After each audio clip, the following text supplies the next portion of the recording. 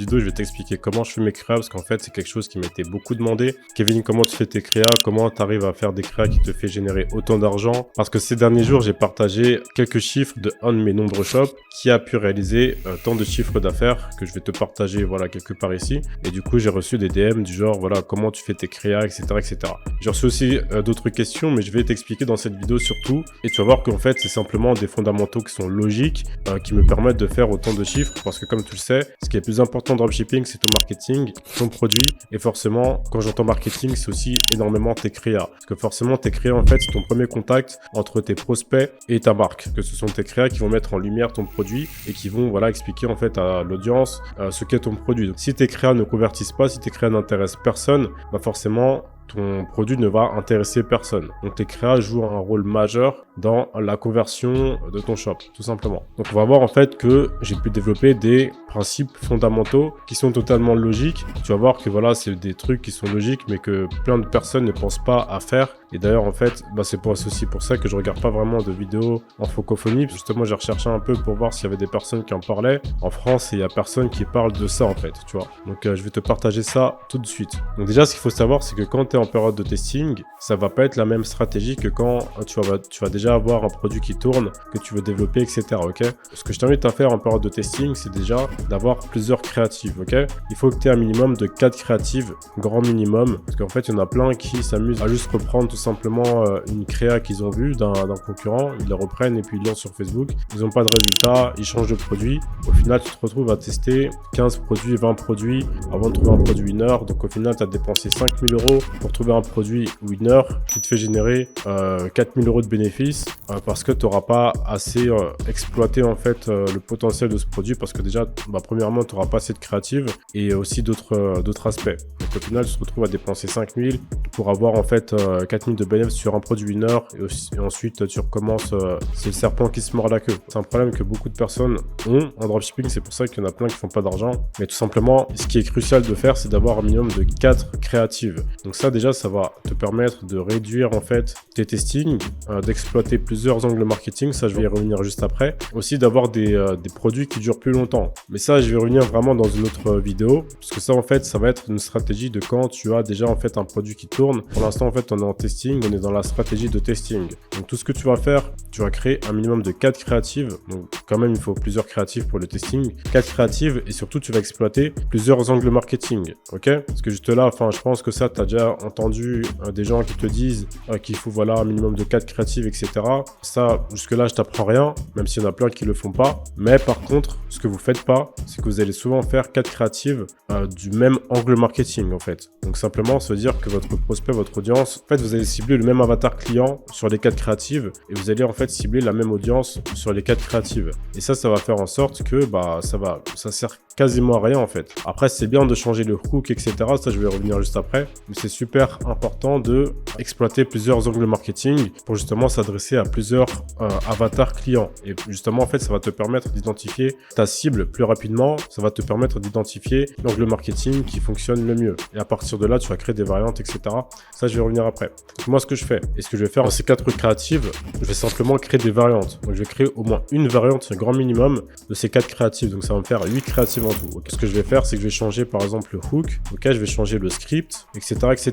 Je vais simplement changer des éléments dans chaque angle marketing de mes créas pour faire en sorte de justement faire des variantes. Parce que tu peux très bien en fait avoir un angle marketing et une variante de cette même angle marketing. En fait, la variante, elle va mieux fonctionner que la vidéo de base. Tout simplement parce que peut-être que le hook sera plus adapté pour l'audience ou le script, etc., etc. Mais en tout cas, si tu veux pas aller aussi loin que ça, si tu veux pas créer plein de variantes, plein de créas, etc. parce que tu débutes, au moins un grand minimum, change les angles marketing, ok, avec 4 créatives minimum. Les créatives, en fait, le plus important dans les créas, bah, c'est le hook, parce que c'est là, en fait, que tu vas retenir tes prospects tout au long de la vidéo. C'est parce que si tu as un hook qui intéresse personne, bah, les gens en fait ils vont pas continuer à regarder la vidéo. Donc forcément, il faut que tu aies un hook qui soit attrayant pour ton audience, ok?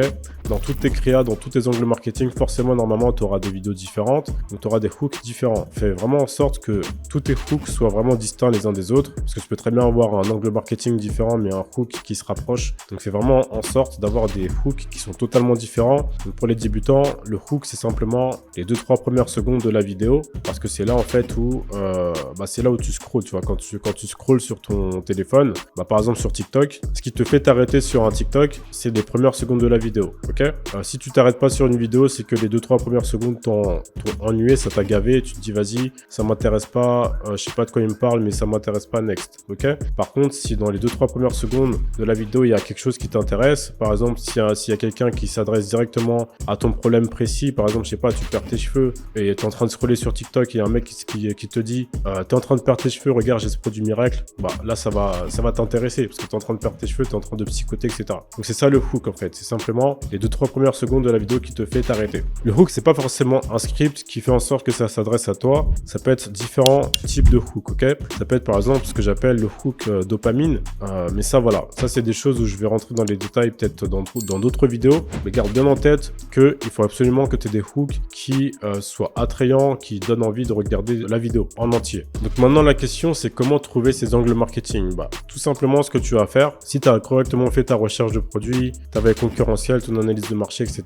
Normalement tu sais exactement ce que tu es en train de vendre, quel marketing est-ce que tu vas adopter et tu sais exactement qui sont tes concurrents directs et indirects. Si tu sais tout ça, à ce moment-là en fait tout simplement il va s'agir de identifier les créas qui fonctionnent le mieux sur le marché par rapport à ton produit, par rapport à ta niche. Tu vas identifier les différents angles marketing et tu vas sélectionner en fait 4 créatives de ta niche. Ça peut être sur des produits directs, donc sur ton produit que tu veux vendre. Ça peut aussi être sur des produits indirects, mais sur ta niche concernée, ok? Donc tu vas simplement identifier les meilleurs créas et tu vas regarder en fait comment est-ce qu'ils font leurs créas et tu vas identifier des créas en fait qui ciblent des angles marketing différents. Et simplement en faisant ça, ensuite tu vas essayer de reproduire les mêmes créatives, puisque en fait tu auras identifié 4 angles marketing et tout ce qui te reste à faire, c'est de tout simplement reproduire ces créatives winneuses avec ces différents angles marketing. C'est aussi simple que ça. Donc une fois que c'est fait, une fois que tu as lancé tes créas, tes différentes créas, etc., tu vas analyser tes KPI. Tu auras des créatives qui seront winneuses et tu auras des créatives qui seront pas winneuses et tu auras même peut-être aucune créative qui vont convertir, ok? Donc là, en fait, il y a plusieurs scénarios. Donc tout simplement, ce que tu vas faire, si tu as 0 créative qui convertissent, tout simplement, tu vas encore plus analyser tes KPI, du coup, tu vas les analyser en profondeur et en fait, tu vas regarder pourquoi est-ce que ça marche pas. Donc déjà, tu vas regarder si ton hook, il est pertinent. Comment est-ce que tu vas faire ça? Enfin non, déjà, avant de regarder si ton hook, il est pertinent, tu vas simplement regarder les KPI de base, donc ce qui est CPC, CPM, CTR. Tu vas regarder si tout est cohérent, ok? Même si je regarde beaucoup moins CTR maintenant, parce que tu peux très bien avoir des CTR dégueulasses, mais des créas qui convertissent, ok? Donc qui sont winneuses. Donc le CTR, c'est plus trop ce que je regarde maintenant. Je regarde surtout le CPC, CPM, ok? Est-ce que le CPM, il est cohérent? Est-ce que j'ai un bon CPC, ok? Typiquement, si tu as un CPC au-delà de 1 €, tu peux te dire que voilà, il y a sans doute un problème. Après, si tu es rentable avec un CPC de plus d'1 €, ça peut arriver. Parce que si tu as du high ticket ou ce genre de choses, ça peut arriver, ok?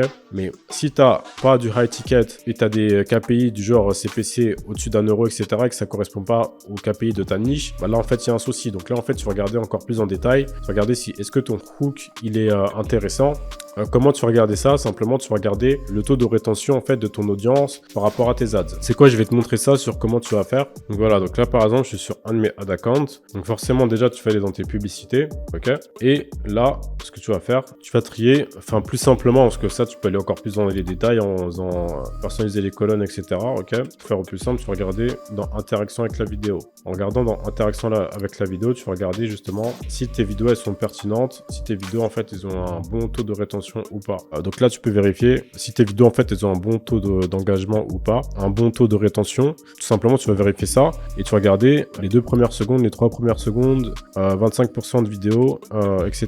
Ok, tu vas regarder tout ça. Et si par exemple tu te rends compte que tu perds vraiment trop d'audience lors des 2-3 premières secondes de la vidéo, tu vois, entre les 2-3 premières secondes des vidéos et de ta vidéo et le reste, en fait, ça veut dire que ton hook il est pas bon. Donc à ce moment-là, tu vas essayer de modifier ton hook, de trouver en fait d'autres idées de hook. Donc ça, tu peux analyser en fait d'autres vidéos winneuses, d'autres créatives winneuses de ta niche, essayer d'analyser ce qu'ils font, essayer de comparer pourquoi est-ce que pour cette créative ça marche et ta créative en fait elle fonctionne pas, ok? Et si ça fonctionne toujours pas, essaie vraiment de changer de hook complètement et tu verras ce que ça donne. En général, c'est comme ça que moi, en tout cas, j'arrive à rendre des produits qui de base, en fait, sont break-even ou pas rentables à des produits rentables, tout simplement, en améliorant, en fait, les créatives. Donc ça, c'est un truc. Après, il y a énormément de choses à faire aussi.